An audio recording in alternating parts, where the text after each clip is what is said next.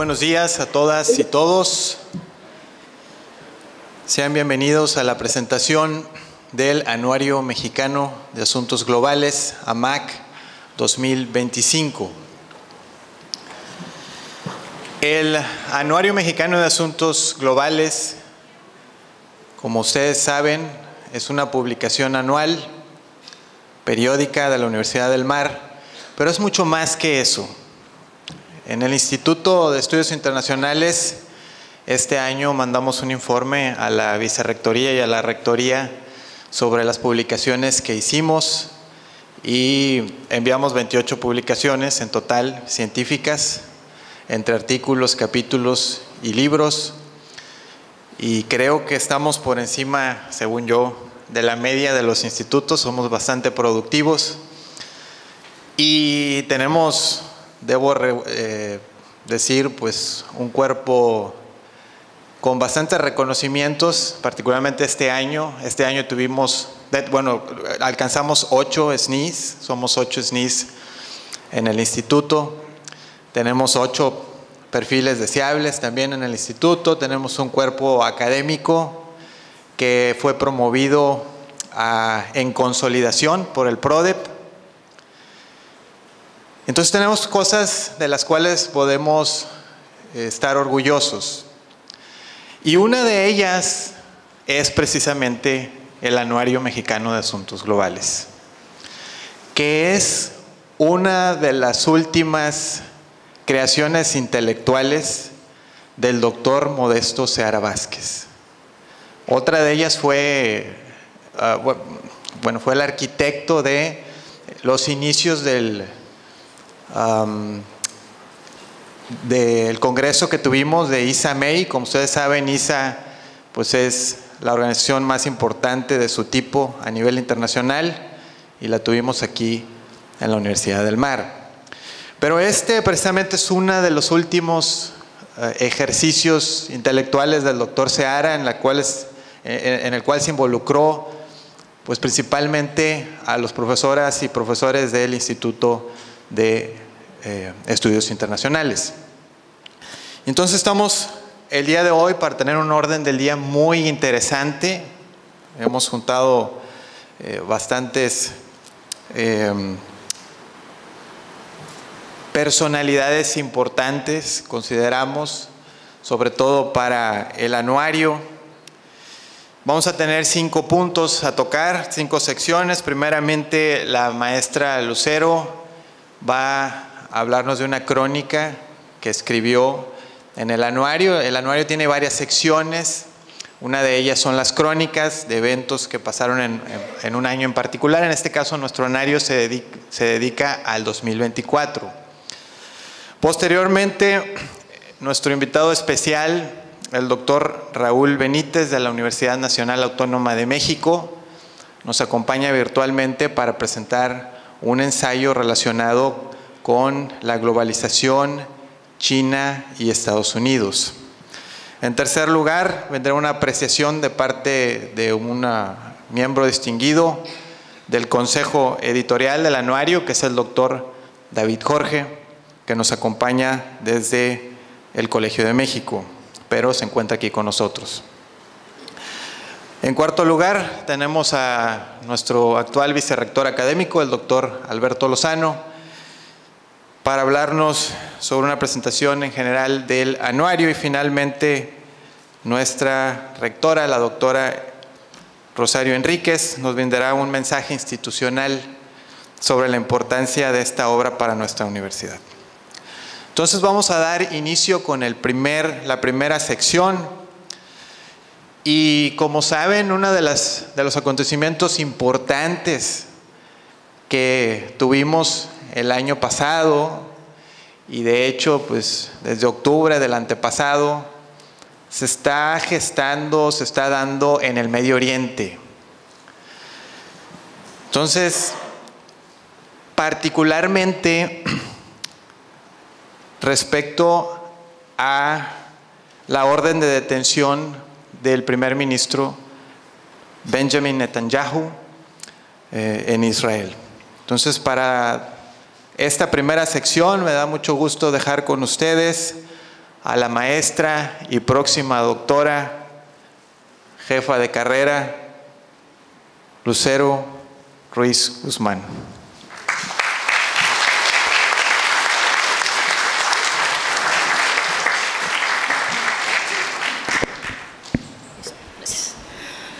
Pues buenos días, estimados compañeros, colegas, rectora doctora Rosario Enríquez, vicerrector doctor Alberto Lozano y compañeros que nos acompañan en la mesa, por supuesto el invitado especial, el doctor Manaut. Muchas gracias por estar aquí, tanto a ustedes como a los estudiantes. Y pues bien, como comenta el doctor Ricardo Villanueva, realmente para quienes estamos aquí, esta revista, este producto que ustedes pueden ver es resultado del esfuerzo colectivo que hemos hecho durante pues ya tres años, porque es el tercer volumen. Estamos ya próximos, bueno, no próximos, ya está la convocatoria del próximo volumen. Estamos trabajando en ello como equipo, como parte de profesores que formamos, valga la redundancia, parte del Instituto de Estudios Internacionales Isidro Fabela.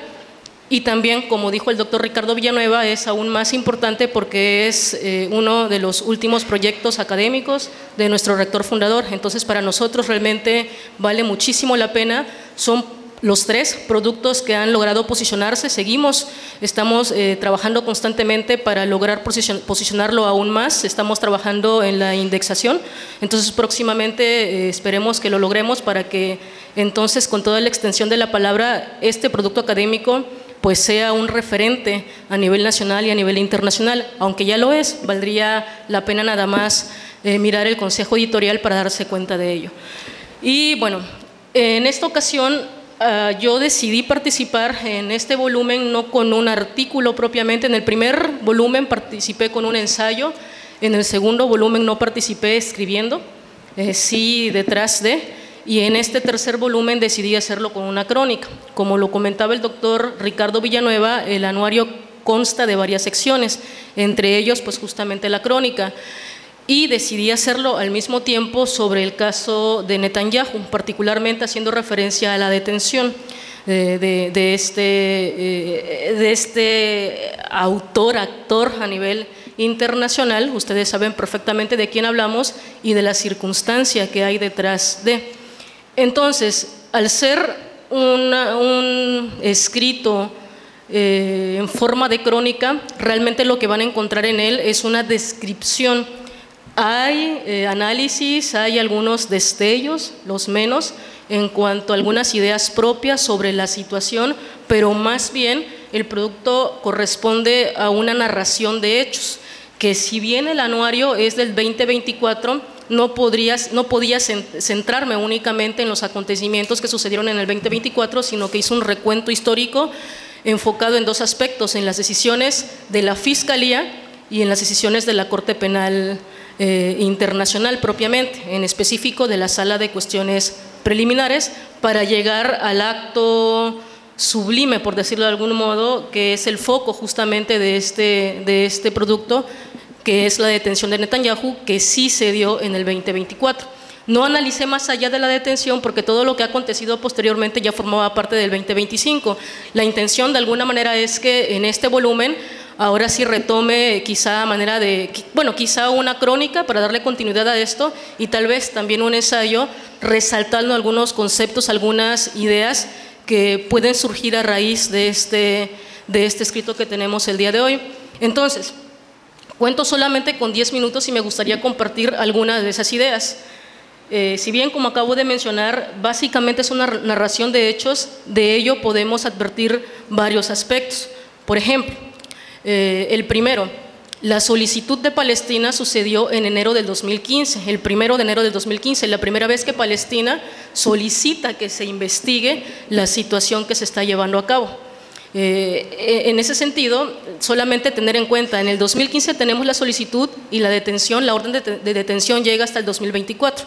Entonces, solamente dimensionemos primero el tiempo transcurrido, y eso permite reforzar algunos de los argumentos en contra de la eficacia o eficiencia de la Corte Penal y de su allegada o adscrita Fiscalía. que no necesariamente respondería a ello, pero sí da cuenta de que los procedimientos suelen ser largos, suelen ser tardados por la naturaleza misma, uno, de lo que implica una institución de carácter internacional, dos, de la circunstancia particular entre Palestina e Israel. Ustedes internacionalistas, creo que nos acompañan también chicos y chicas de ciencias marítimas.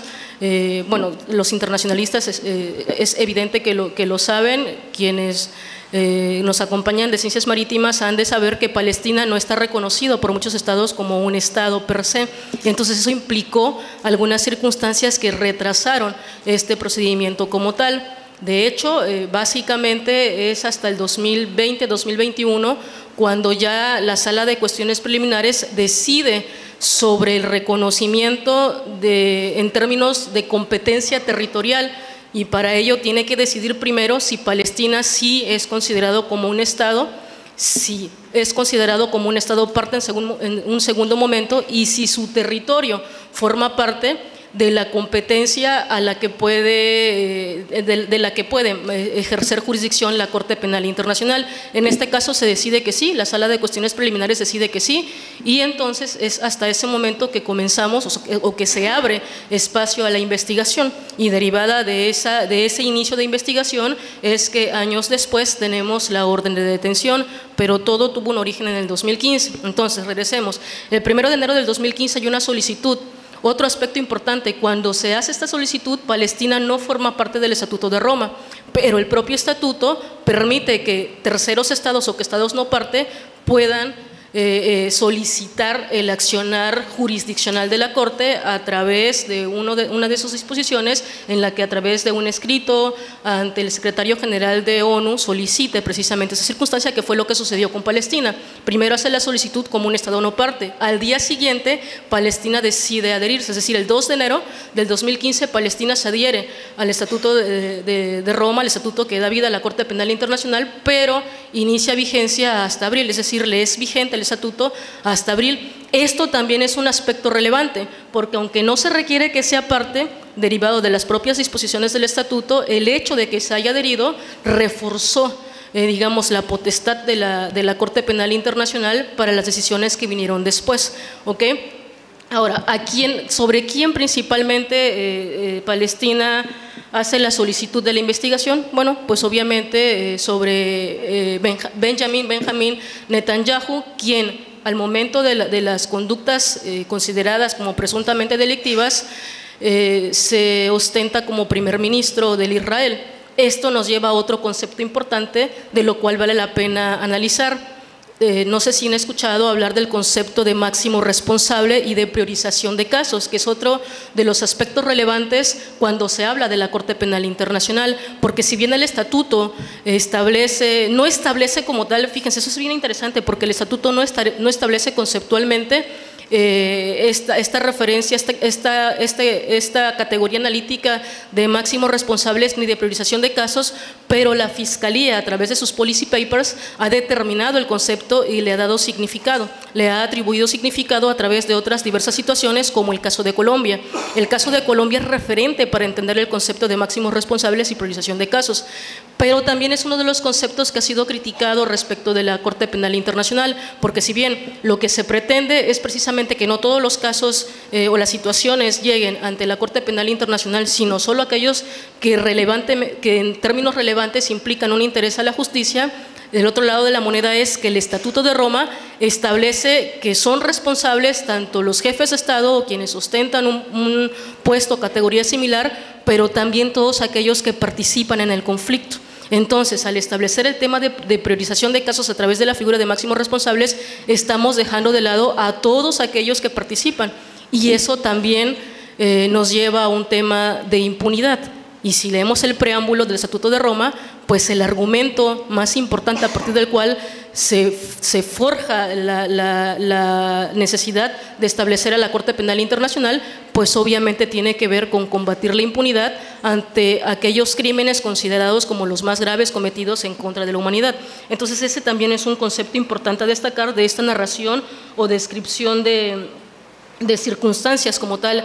Antes de iniciar la investigación se abre el examen preliminar, que es una fase natural propiamente del procedimiento ante la Fiscalía y en términos generales como parte del procedimiento ante la Corte Penal Internacional. Pero aquí también podemos destacar lo que les comentaba.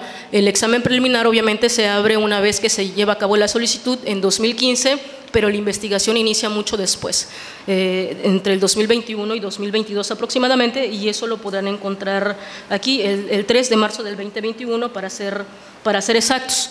Otro de los aspectos relevantes para quienes se interesan en estos temas y en temas todavía más específicamente de política internacional, en temas que tienen que ver con la potestad o la posición de algunos estados frente al asunto, también vale la pena destacar de este recorrido histórico la posición justamente de algunos estados. Hay estados quienes apoyaron la decisión de la orden de detención de la Corte, pero hay estados que evidentemente dijeron que no, estaban de acuerdo. Estados Unidos, obvio, es uno de ellos, Argentina, por ejemplo, otro de ellos, pero también tuvimos la posición de algunos estados que, si bien manifestaron estar en desacuerdo en catalogar como criminal a Netanyahu, incluso lo manifestaban así, tal cual, en el mismo nivel que aquellos líderes de Hamas, pero aún así su posición política fue: si Netanyahu llega a ese territorio, entonces, en virtud del cumplimiento de los principios de derecho internacional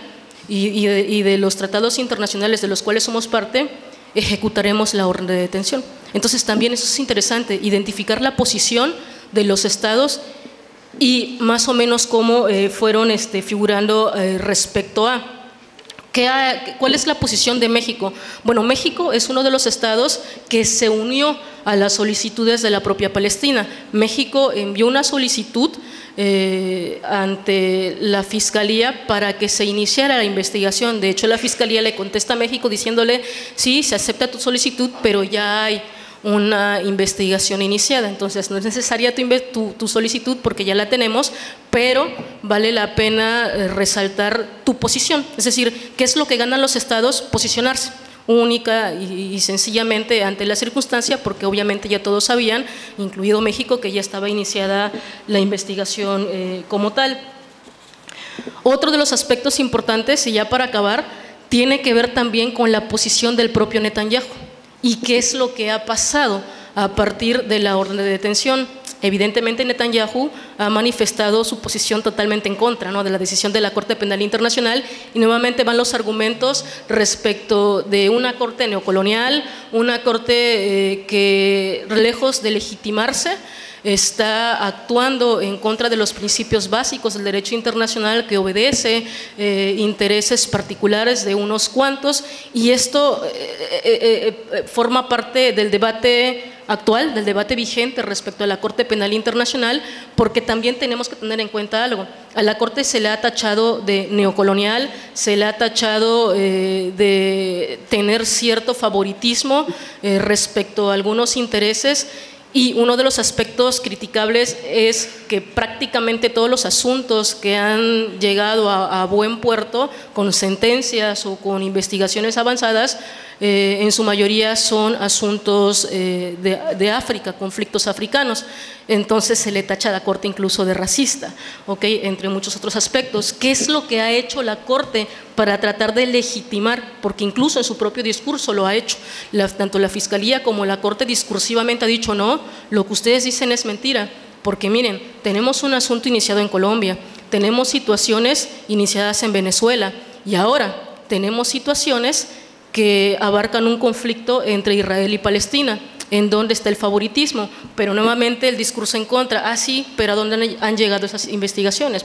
¿Realmente nos van a llevar a una situación en la que se acceda a justicia penal internacional, o es solo un discurso a partir del cual se trata de ocultar, digamos, esas críticas que han estado ahí?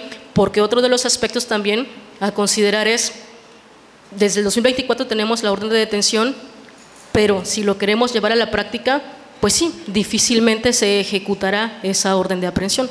Entonces, estos aspectos, a pesar de ser una descripción cronológica de la circunstancia, como lo dije al inicio, nos permite obtener algunos aspectos, algunos conceptos, algunas figuras que nos permiten ir más allá de la simple descripción de fechas, de la simple descripción de decisiones que ha tomado tanto la Fiscalía como la Corte Penal Internacional. Les invito entonces a leer el anuario, pero particularmente la crónica, si es que les interesa el tema. Y les invito también en el próximo número a leer la continuidad de esta crónica, porque ya me comprometí a hacerlo, y probablemente un ensayo por ahí que tendrá un poquito más de reflexión sobre el asunto.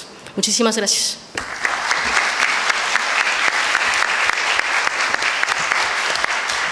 Muchas gracias, maestra Lucero, por esa interesante intervención.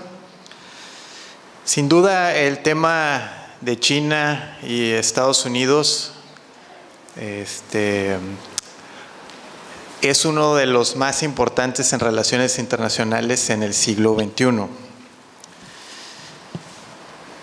Y qué mejor que nos hable de esto de parte de un investigador del Centro de Investigaciones sobre América del Norte de la Universidad Nacional Autónoma de México, que tiene estudios de sociología en la Universidad Nacional Autónoma de México, de maestría en Economía y Política Internacional por el CIDE y un doctorado en estudios latinoamericanos por la UNAM también. Además, ha sido profesor de la Universidad de Columbia en Nueva York y de la Universidad Americana de Washington y del Centro de Estudios Hemisféricos de la Defensa de la Universidad Nacional de la Defensa de Estados Unidos en el 2004. Fue investigador visitante del Woodrow Wilson Center en la ciudad de Washington en 1998 y el 2003. Sus escritos se centran en teoría de conflictos y negociaciones de paz, geopolítica y seguridad nacional de México y América del Norte. Con la crisis de la globalización y los nuevos equilibrios geopolíticos mundiales entre Estados Unidos y China, me da mucho gusto dejar con todos ustedes al doctor Raúl Benítez Manaut. Bueno, yo agradezco mucho que me hayan invitado a esta presentación del Anuario Mexicano de Asuntos Globales. En su trayectoria muy corta que tiene, ha logrado consolidar un gran espacio de debate y sin lugar a duda una gran influencia que va paralela vamos a decirlo así con palabras del sistema internacional, a la hegemonía que ha logrado construir la MEI en el escenario de los estudios de relaciones internacionales en México, y la Universidad de Huatulco como protagonista fundamental de esto. Y por supuesto, pues en esto tiene mucha influencia nuestro maestro, el maestro de todos, el doctor Seara. Pero no solo es él, es el equipo que está detrás en la Universidad de Huatulco, y a todos los felicito porque han hecho un gran esfuerzo editorial y un gran esfuerzo también didáctico en la Universidad de Huatulco. Empezando con el contenido, voy a hacer un resumen muy grande, los detalles están en el artículo. Yo empiezo a señalar que los últimos 200 años del sistema internacional acaban de entrar en crisis dos grandes paradigmas que eran pues prácticamente letra sagrada de la economía internacional, que era el libre comercio. El libre comercio es el pilar de la teoría económica occidental, vamos a llamarla así, que se nace en Inglaterra, se traslada a Estados Unidos, se permea por Europa y al mundo. Sus padres fundadores, Adam Smith, David Ricardo, y luego 150 años después Keynes, pues estas propuestas están siendo cuestionadas muy fuertemente en la etapa actual y están redefiniendo lo que se llama la globalización occidental. Esto no puede ser de otra manera, se cuestiona desde la superpotencia. Si lo cuestiona un país mediano o pequeño, no tiene un impacto global. Por ejemplo, si México ha sido nacionalista durante un periodo importante de su vida, no tiene un impacto global. Pero si lo hacen las potencias líderes, alguna de las potencias líderes sí tiene un impacto global. Y en ese sentido, pues Estados Unidos y Gran Bretaña cuestionaron muy fuertemente el librecambismo, las teorías del comercio internacional. Primero empezó esto en Gran Bretaña con el Brexit, y esto se traslada a las ideas de sectores del Partido Republicano que encabeza Donald Trump, y entonces ya cuestionan el libre comercio en su conjunto. Como superpotencia, Estados Unidos busca lo mejor de dos mundos: tener abiertos todos los mercados del planeta para vender todas sus cosas y poner aranceles al mundo, prácticamente a todos los países. Entonces es un ida y venida de aranceles. Tenemos un año prácticamente de bailar la samba de adentro para afuera. Te pongo aranceles, te quito aranceles, te rebajo aranceles, te quito. Pero Estados Unidos quiere mercados abiertos. Entonces es una gran contradicción. Yo me beneficio de todos, pero a todos les pongo el cierre de mi mercado, que además es el mercado más grande del mundo, ¿no? Entonces esto genera un virus expansivo. Y ahora bien, aquí hay que notar el rol de China, la percepción china. Estados Unidos e Inglaterra lo que han demostrado, y eso se traslada a muchos países del mundo, pero Europa básicamente, es una polarización política de élites. Entre élites nacionalistas y élites globalistas. Y esto cada vez se ve con más efecto pronunciado en todo el mundo.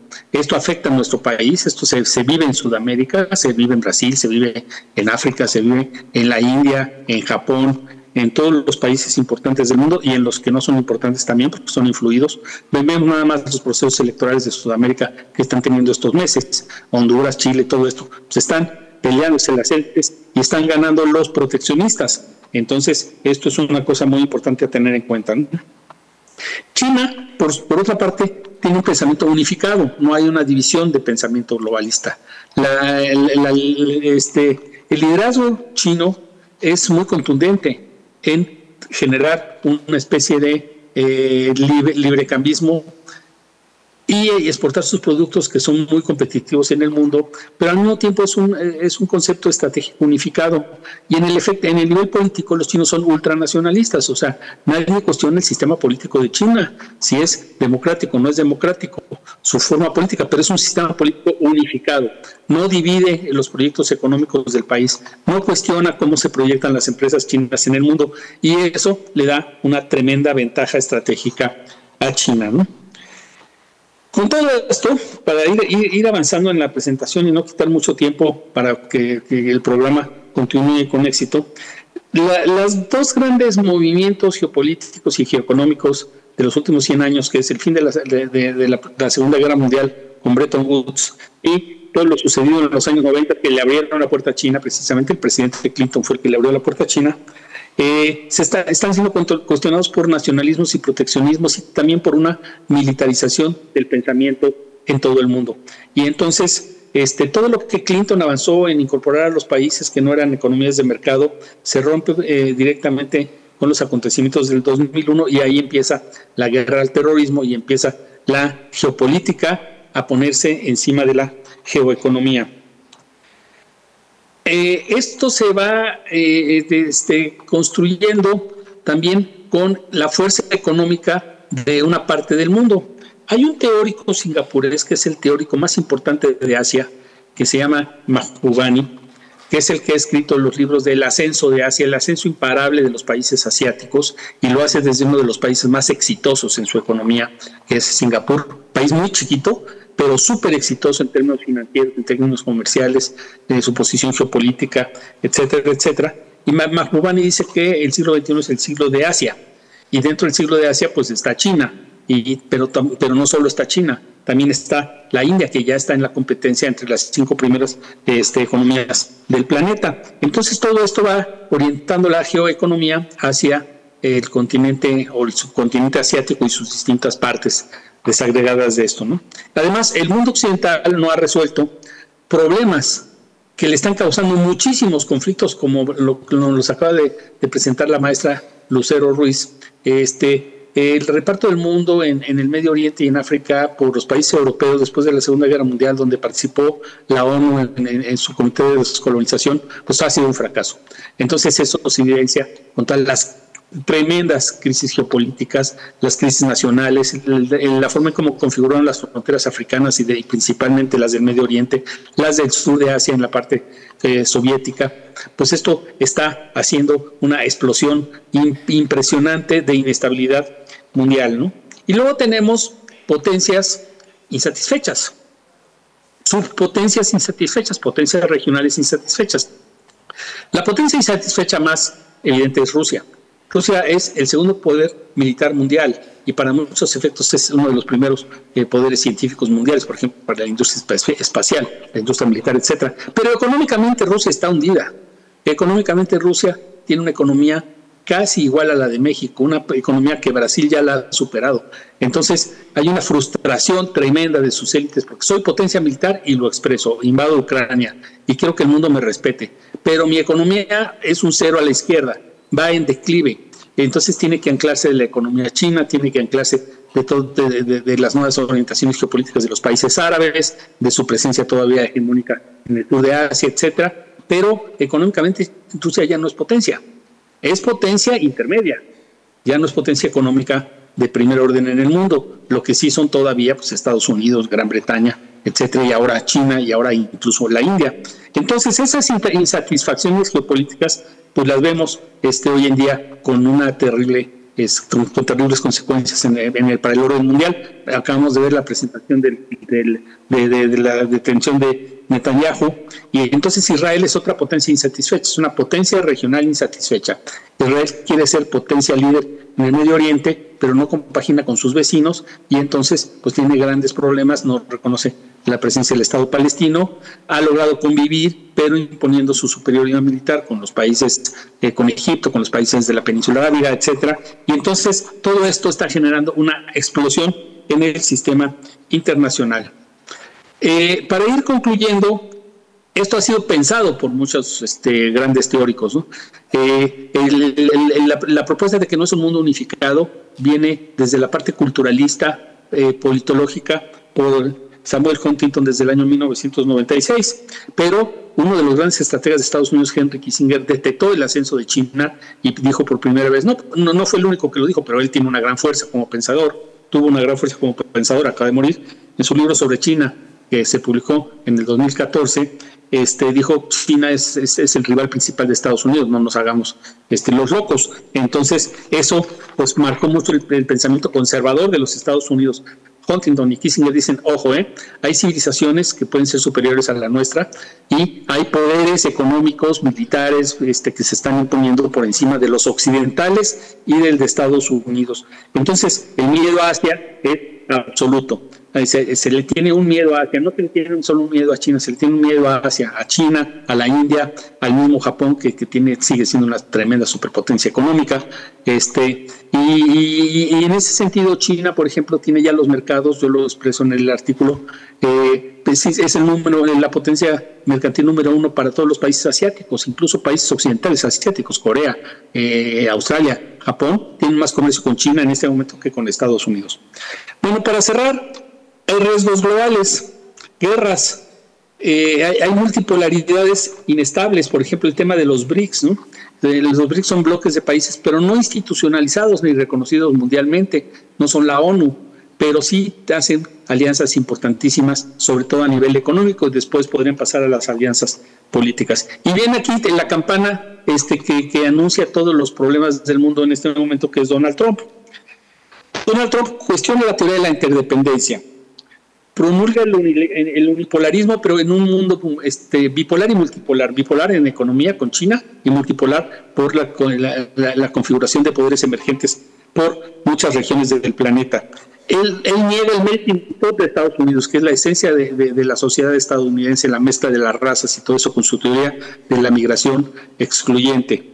Entonces, todo el liberalismo económico, político y cultural está cayendo, está deshaciéndose. Y esto entonces es muestra de una debilidad, pero que él lo quiere mostrar como fortaleza. Es como Putin. La economía rusa está en el suelo, pero él quiere mostrar su fuerza militar a como de lugar e imponerse en la geopolítica de Europa. Entonces genera, por supuesto, problemas geopolíticos pues muy, muy, muy complicados, ¿no?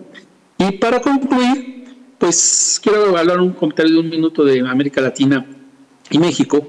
México es uno de los países que ha crecido menos, la economía de México ha crecido menos en los últimos 25 años, alrededor del 0.5% de promedio de crecimiento anual, cuando estamos teniendo economías en los países de la península arábiga, en la India, en China, en Australia, de economías que crecen entre el 4 y el 12% al año. México está pegado a una economía que tampoco crece más del 2% al año, pero incluso la economía a la que estamos pegada, la de Estados Unidos, tiene un mayor crecimiento que la nuestra.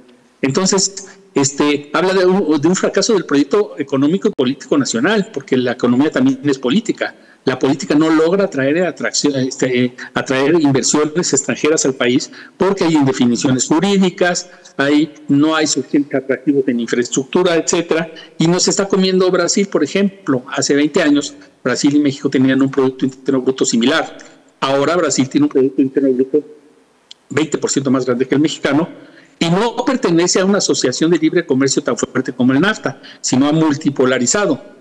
Desde la época del presidente Fernando Henrique Cardoso y después de la primera llegada de Lula al poder, Brasil ha multipolarizado todas sus relaciones económicas y políticas. Entonces, les ha ido mejor porque ha logrado diversificar y que esto tenga impacto en su economía, ¿no? Y yo al final, en el capítulo, pongo preguntas sin respuesta, pues como no tengo la respuesta no puedo decirles mucho qué puede pasar con esto, porque son todavía dudas de todos los analistas internacionales. Si Estados Unidos puede seguir siendo el líder en el mundo, muchos ya lo dudan en términos económicos, también en términos políticos por el nacionalismo de una parte de su élite política, pero que ahora está en la presidencia. Nada más veamos el documento de seguridad nacional que acaba de salir. Ese, por supuesto, yo no lo consigné en el artículo porque no había salido, pero es un documento unilateralista, o sea, yo mando y quiero que el mundo sea así, y básicamente eso lo dice con su concepto de hace 200 años de la doctrina Monroe, del hemisferio occidental es mío.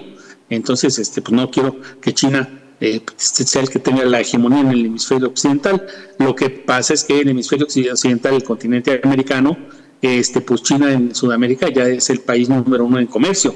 Entonces esto es un problema tremendo. Luego Rusia es un enano económico con una gran potencia militar. ¿Puede seguir siéndolo así? Es una pregunta que yo no tengo la respuesta y creo que muchas personas tampoco. Entonces, América Latina, ¿para dónde va? ¿Cómo va a hacer crecer sus economías al ritmo, por ejemplo, hasta de las africanas? Las economías de África son 54 países, pero de los cuales 20 de ellos han crecido con más del 4%. Otros 10 de ellos son estados fallidos. Pero países importantes de África han crecido a ritmos muy aceptables, los más grandes además. Nigeria, Kenia, Sudáfrica, crecen a un ritmo espectacular, Angola. Entonces, pues esto también hay que verlo como protagonismo para el futuro. Es un mundo multipolar y los mexicanos estamos creciendo al ritmo más bajo del mundo, casi, no quiere decir como estado fallido, pero casi como estado fallido. Los estados fallidos ya ni siquiera crecen a nada. Pero México está en un limbo muy, muy fuerte y depende mucho del anclaje con Estados Unidos y son preguntas sin responder. Entonces yo aquí dejo mi presentación agradeciendo otra vez a la UMAR, felicitando el anuario. El anuario es un producto ya de consulta obligada. En la Facultad de Ciencias Políticas donde yo doy clase, los estudiantes todos lo conocen y esto es un gran éxito editorial y por ello los felicito. Muchas gracias por invitarme. Hasta luego.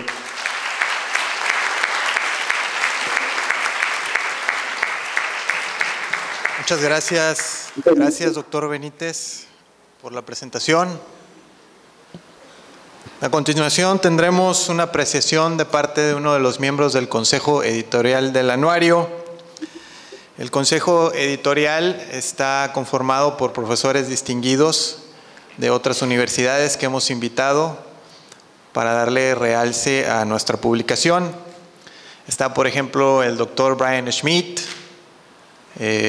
Patricia Galeana, Olga Pellicer, entre otros. Y bueno, pues uno de ellos precisamente es un profesor distinguido también de la Universidad del Mar y es profesor investigador del Centro de Estudios Históricos del Colegio de México y pues alguien que ya conocemos, creo, todos nosotros, así es que no es necesario leer la vasta contribución que ha hecho tanto en la historia como en las relaciones internacionales, pero me da mucho gusto dejar con ustedes al doctor David Jorge.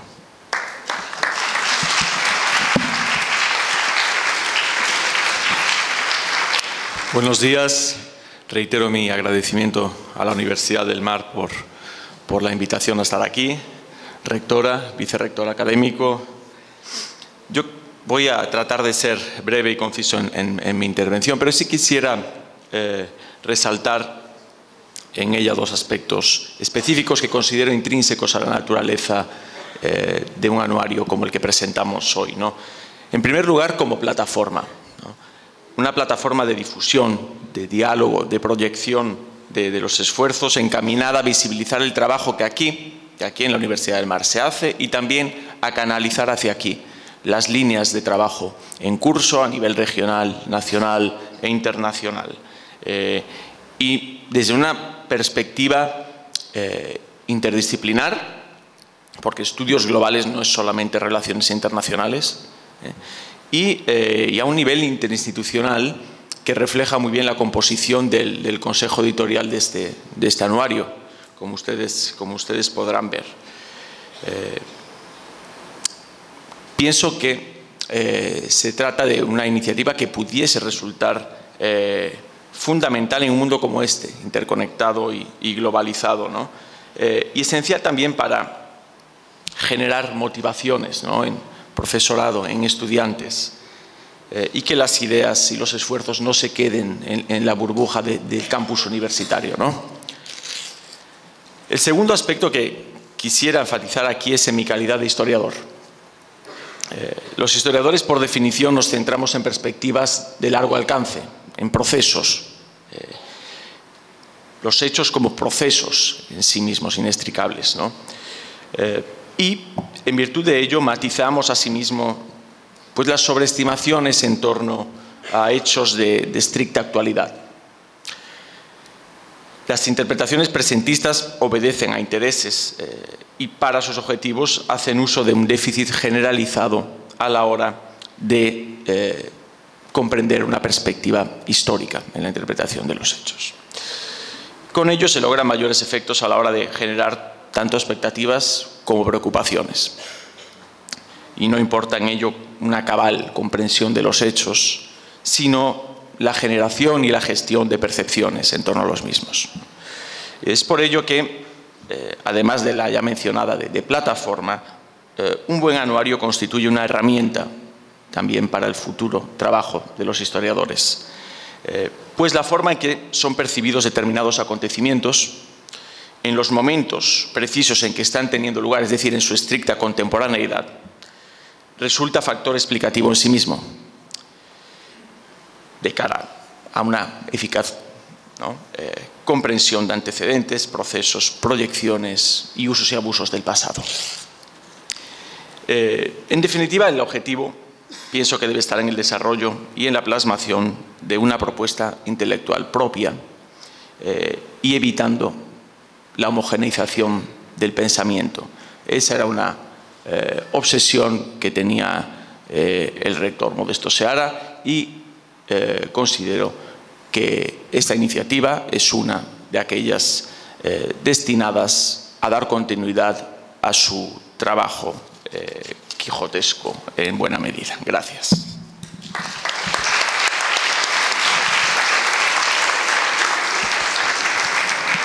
Muchas gracias al doctor David Jorge por su reflexión. A continuación tendremos unas palabras sobre la presentación en general del anuario, no solamente sobre este número, sino una visión mucho más general. Como ya muchos de ustedes saben, en realidad pues van 3 números que hemos estado publicando, ya llevamos 3, aquí los pueden ver.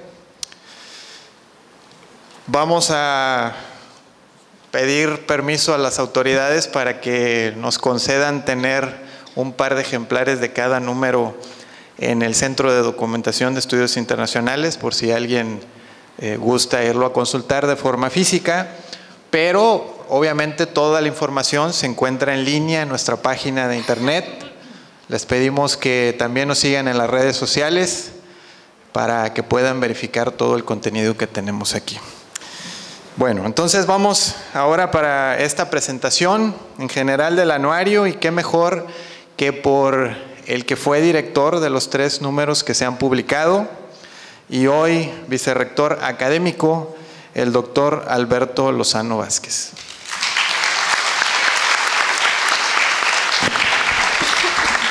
Muchas gracias, muy buenos días. Rectora Enríquez, muchas gracias por estar aquí, gracias por tu tiempo. Lo valoro en lo personal por el Instituto de Estudios Internacionales, porque tienes una agenda muy apretada en medio de tantos cambios estructurales, así que aprecio mucho que estés esta mañana. Director del Instituto, doctor Villanueva, jefa de carrera, Lucero Ruiz, gracias a ambos por organizar esta presentación. Doctor David Jorge, profesor invitado distinguido del Centro de Estudios Históricos del Colegio de México, gracias por acompañarnos hoy. Doctor Raúl Benítez Manaut, del Centro de Investigaciones sobre América del Norte en la UNAM, uno de los expertos más connotados en seguridad nacional en nuestro país, gracias por acompañarnos. Nada más matizando un poco la petición del doctor Villanueva, los anuarios están en todas las bibliotecas de la Universidad del Mar de los 3 campus y podrían también estar, por supuesto, en el centro de documentación, pero ustedes pueden consultarlos físicamente y en línea. Y también quiero agradecer a la doctora Rosario Enríquez, porque si ustedes ven ejemplares físicos es gracias a ella, en una política institucional que se había optado por no más versiones impresas de ninguna publicación, pues ella nos apoyó para que pudiéramos tener de manera importante la versión material de estos ejemplares. Muchas gracias por el apoyo. Y otro detalle, ustedes tendrán que saber que los colores de las portadas varían, pero los colores son los colores oficiales del escudo de la Universidad del Mar. Entonces ahí vamos avanzando en agotar los colores de nuestro escudo. Bien, yo les voy a decir de una manera muy rápida, porque también queremos escuchar a la doctora Enríquez, la historia inmediata del anuario, y que me parece que ustedes tienen que saber como estudiantes de la UMAR, especialmente los de Relaciones Internacionales.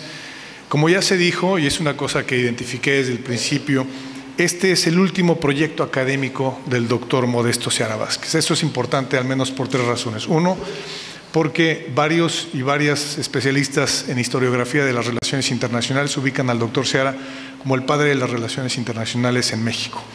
Podremos estar de acuerdo o no, pero bueno, esa es una afirmación. Otra es que es sin duda uno de los internacionalistas más connotados en el país y del mundo por sus contribuciones en el derecho internacional, y además pues es el rector fundador de la Universidad del Mar. Ese es el padre intelectual también de este proyecto del anuario. Brevemente les comento que desde el 2021 el doctor Seara me había compartido la idea de retomar la idea del anuario, un anuario que él dirigió en la UNAM, en la Facultad de Estudios Superiores de Acatlán, y tuvo 6 números, de 1980 a 1985, si toman en cuenta el año del 80, pues son 6 volúmenes, y quería retomar esa idea, de tal manera que, bueno, en enero de 2022 yo me voy a una estancia Fulbright de Estados Unidos, y es cuando el doctor Seara echa a andar este proyecto. El 11 de marzo de 2022, el doctor Seara se reúne con mis colegas, el doctor Ricardo Villanueva, el embajador Pedro González, el ahora doctor Marco Guadarrama y el maestro Isaac Flores, y les pide, y cito con base en los documentos de rectoría, darle vida a este proyecto. Es decir, esto surge cuando yo estoy fuera del país y él echa a andar con este equipo el anuario.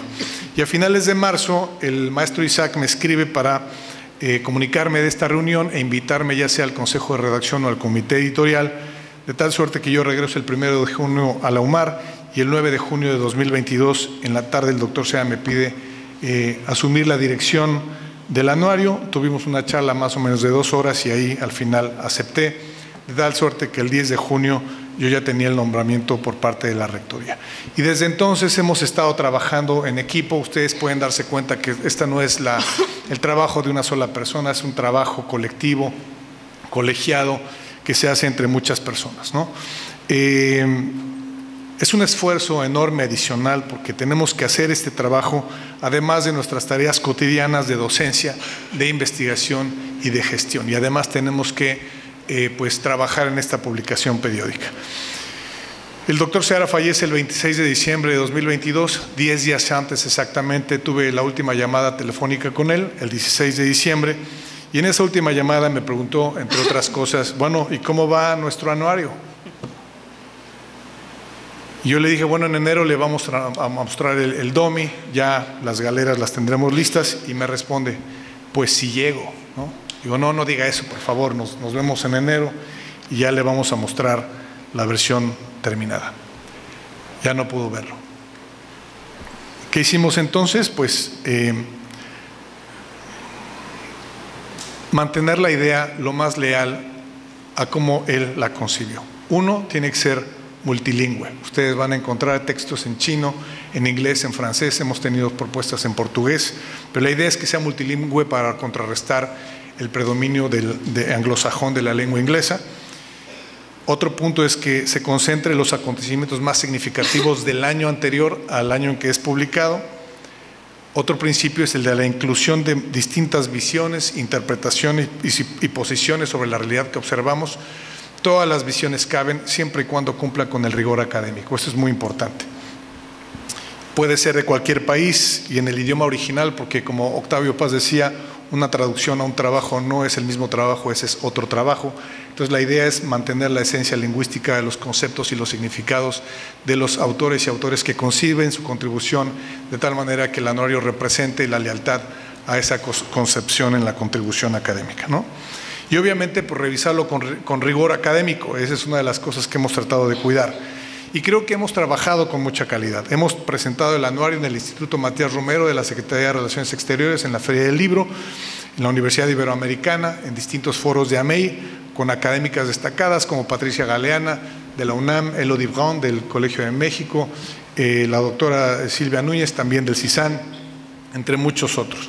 En términos de género, en 2024 duplicamos la cuota de género en el comité de redacción y en AMEI Cancún tuvimos una presentación del anuario con puras mujeres. Por parte de la UMAR estuvo la maestra Mayra, la candidata doctora Lucero, tuvimos académicas de la UNAM, de la Universidad Autónoma de Baja California, entonces hubo una presentación de puras mujeres. Hemos trabajado también en la estandarización. Ustedes van a encontrar estandarizados los trabajos en la plataforma de Open Journal System, pueden descargar los PDFs individualizados. Cada artículo tiene su DOI, su Digital Object Identifier, que es, digamos, la etiqueta que ofrece un proveedor que se llama Crossref, que es la infraestructura digital más académica que encontramos, y esto funciona para la búsqueda de metadatos. Es multilingüe, como ya he dicho, la introducción la trabajamos en chino, inglés, francés y español. Los contenidos pues son de calidad, ustedes podrán encontrar entre muchos otros, por ejemplo, las entrevistas al director del Corredor Interoceánico del Istmo de Tehuantepec, al almirante Raimundo Morales Ángeles, hoy secretario de Marina, al doctor Brian Schmidt, que es uno de los expertos mundiales en la historiografía de las relaciones internacionales. Tenemos una contribución del cónsul de México en Pensilvania, Carlos Obrador, la contribución que ustedes escucharon, del doctor Raúl Benítez Manaut, que como digo es uno de los especialistas más duros en seguridad y más notables de México, y académicos expertos en la ONU de mucho linaje como John Trent o Edgar Allister, entre muchos otros, ¿no? Entonces hay contenidos de calidad.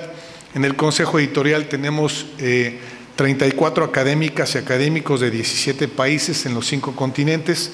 De América tenemos representado en el Consejo Argentina, Brasil, Canadá, Colombia, Estados Unidos, México y Perú.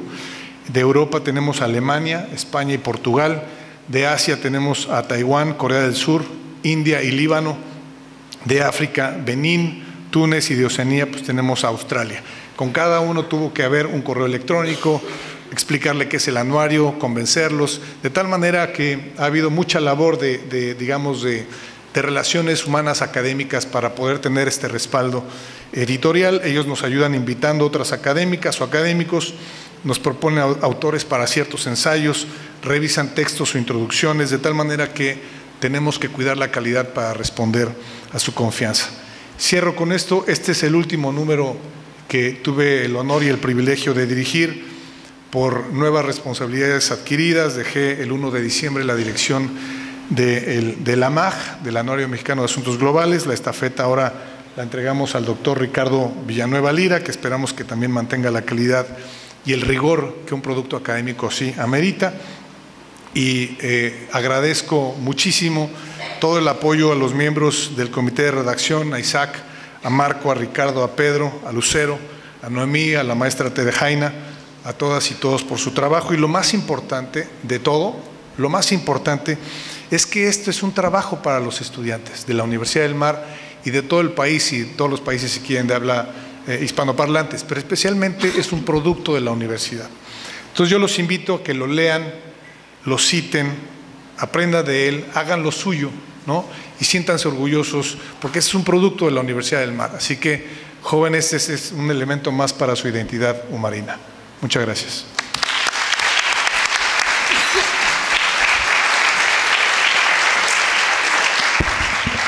Muchas gracias por la presentación, doctor Lozano. And last but not least, para cerrar con broche de oro, me da mucho gusto dejar con ustedes a nuestra querida rectora, la doctora Rosario Enríquez.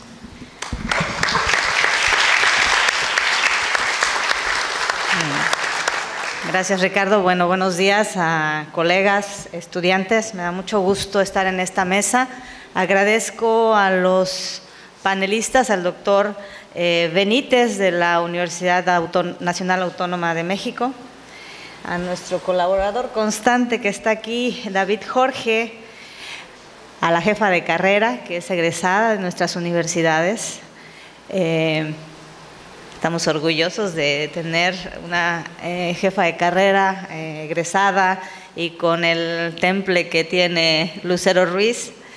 Al vicerrector académico que contribuyó a la coordinación de los 3 primeros números del Anuario Mexicano de Asuntos Globales y que estoy segura, no me queda duda, que el doctor Ricardo Villanueva, director del Instituto de Estudios Internacionales, va a llevar con mucha organización y disciplina que lo caracteriza, porque es un académico pues que es constante y reconocido también. Entonces agradezco a todos ellos y también a ustedes. Me da mucho gusto ver que no solo están aquí estudiantes de Relaciones Internacionales, sino también de Ciencias Marítimas y Portuarias y de Actuaría, y no sé si haya algunos otros estudiantes de otras carreras, pero es importante que estén aquí, porque estos eventos contribuyen a ampliar la formación universitaria que ustedes tienen, es decir, a reflejar realmente esta formación universitaria al situarlos en las realidades nacionales y globales. Su presencia en este espacio da sentido y confirma que la universidad pública sigue siendo un lugar de encuentro, reflexión y construcción colectiva. Ya se ha mencionado que este esfuerzo es una publicación del Instituto de Estudios Internacionales de la UMAR y forma parte también de los esfuerzos institucionales mediante los cuales la UMAR cumple una de sus funciones sustantivas, la generación y difusión del conocimiento con responsabilidad social. Pero este proyecto tiene un significado que va más allá de lo académico. Representa la convicción de que desde nuestras regiones es posible contribuir de manera seria y sostenida a la comprensión de los grandes procesos internacionales y hacerlo además en diálogo con comunidades académicas nacionales e internacionales, como ya lo comentó el doctor Lozano. También ha sido repetido en este evento que este esfuerzo se inscribe en una visión que ha acompañado a la Universidad del Mar desde su origen. Es una visión que es impulsada y fue impulsada por el doctor Modesto Seara Vázquez, internacionalista de reconocido prestigio y rector fundador de la Universidad del Mar. La Universidad del Mar fue creada por un académico ampliamente reconocido nacional e internacionalmente, quien concibió a esta universidad pública como un espacio capaz de vincular el pensamiento crítico con los desafíos del entorno nacional e internacional sin perder el anclaje de su realidad local.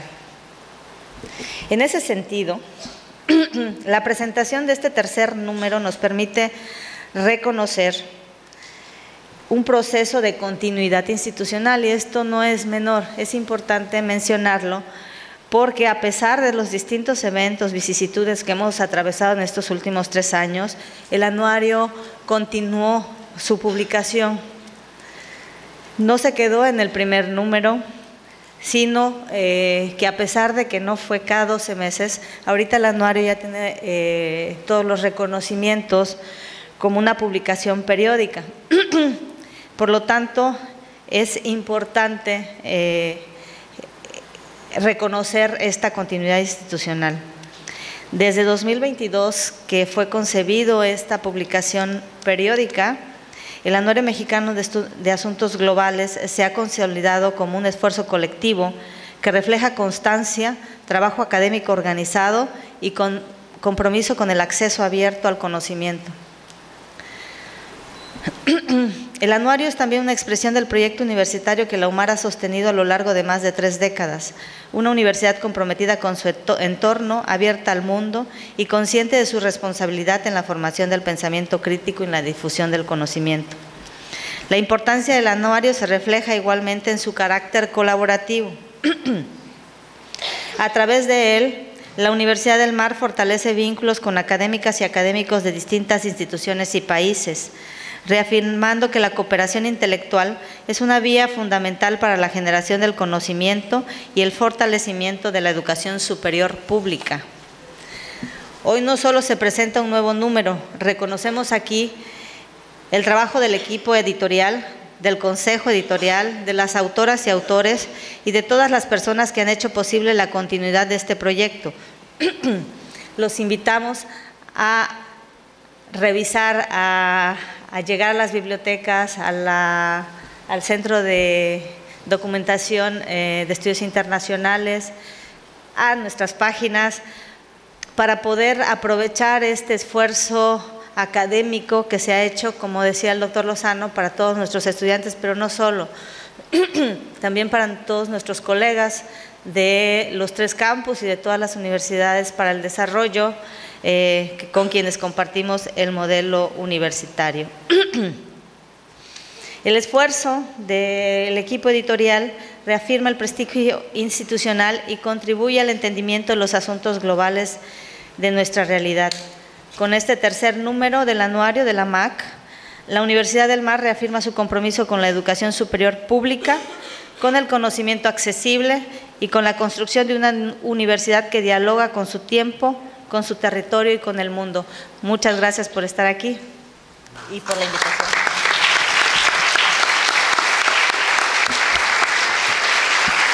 Agradecemos a la doctora Enríquez por sus palabras y a todos ustedes por su presencia. Muchas gracias.